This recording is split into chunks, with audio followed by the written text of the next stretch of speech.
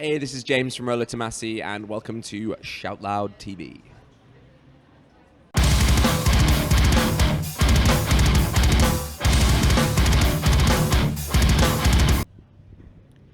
Welcome to the first new episode of Shout Loud TV since the pandemic started in March 2020. Since concerts and festivals are back more than ever, it's great to finally return with a new interview on this channel. I'm sitting here with James from Rolo Tomassi at the backstage of Schon Schön Club in Mainz. How are you doing?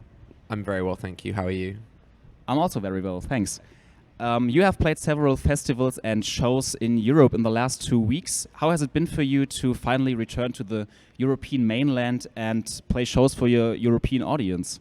It's felt like a huge relief. I think there was like a really long period of time where it wasn't sort of certain that this would ever be possible again. And I think, following, we're still living in a pandemic, that coupled with obviously like the additional hurdles that Brexit has presented bands from the UK, it did sort of feel like, it might not happen again, or it certainly wouldn't be able to happen as easily. So the fact that we've been out and we've been playing shows and we have been able to do it is it's a huge relief. We've feel very fortunate to be back doing it. I saw your show at Full Force Festival, which was pretty great.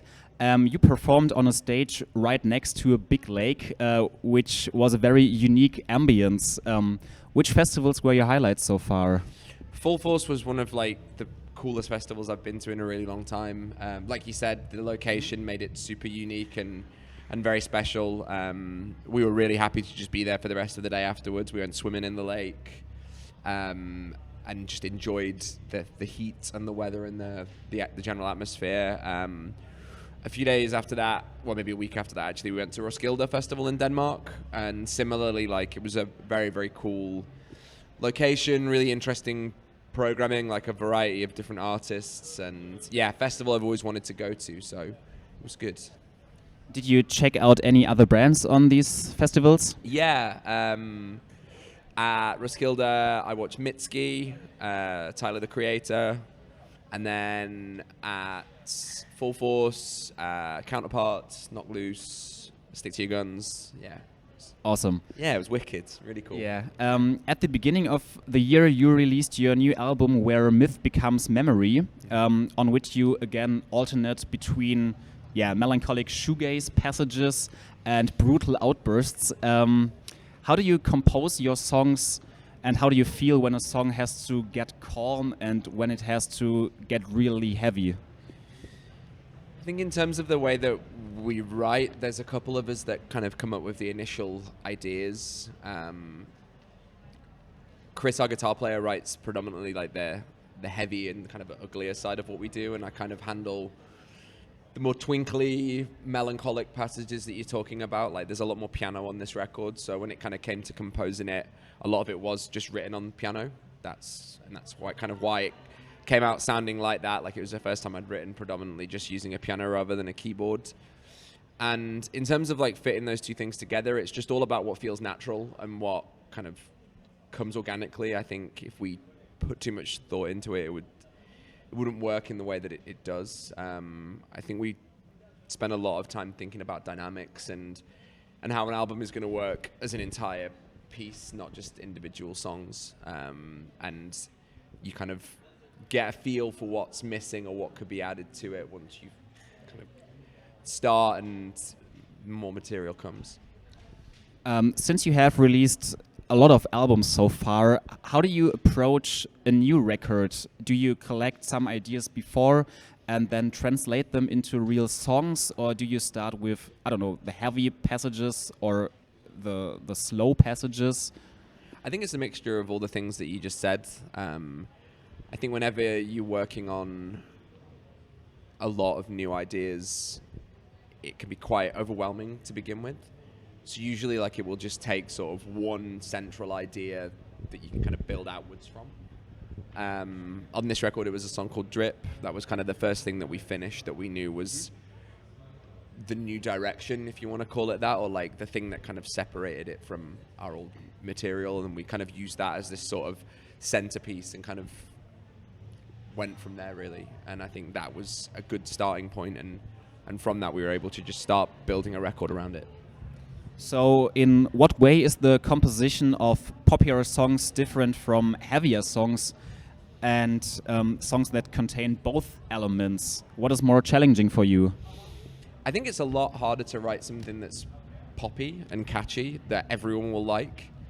I think to do something that's going to appeal to a huge audience, but in a meaningful, like, and credible way, I think that's more difficult than writing heavy music. Like, I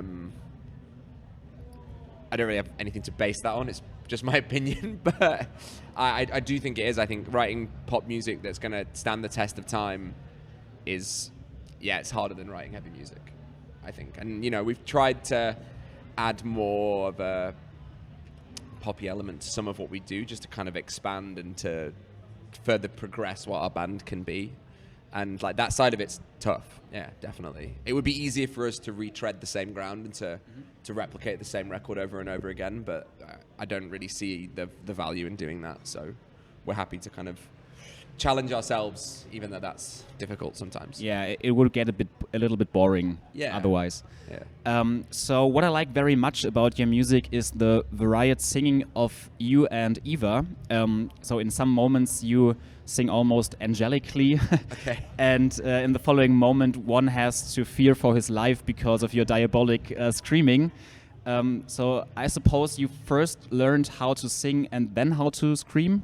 Yeah, I guess. I mean, like, I think singing is something that comes more naturally than that. Just as a general comment for anyone, like, you hear something on the radio when you're younger, and if you're inclined that way, it's like, it's easy to mimic it or like repeat it yourself. And I think from that, like, once you sort of get a bit of control over your voice, if you want to, it's easy then to kind of use that as a starting point to experiment further with things like screaming. So I mean, you don't hear a song where someone screams on the radio. So I mean, in the UK, like, bands like Bring Me the Horizon get played in the day, but even they have more singing now. Like, and it's So how did you get into heavier music and learn how to scream? I think it was just the music that I was listening to at a period of time in my life. I kind of just started getting into slightly heavier bands. Like, where I'm from in Sheffield, we had a really good network of venues and local scene for like punk and hardcore, and I probably started off with something like Blink-182, and that eventually kind of took me down the path of, I don't know, hardcore and punk that had sort of similar ideas but was just a bit more harder, I suppose, is like an easy way to put it. And from that, it just kind of like a switch flicked, and all of a sudden there was an absolute, entire new world of music that all of a sudden became appealing. I think it's just, different things kind of soften your ear over a period of time, and you just kind of use that as the jump-off point. All right, so thank you very much for the interview, and have a successful rest of your tour. Thank you very much for your time.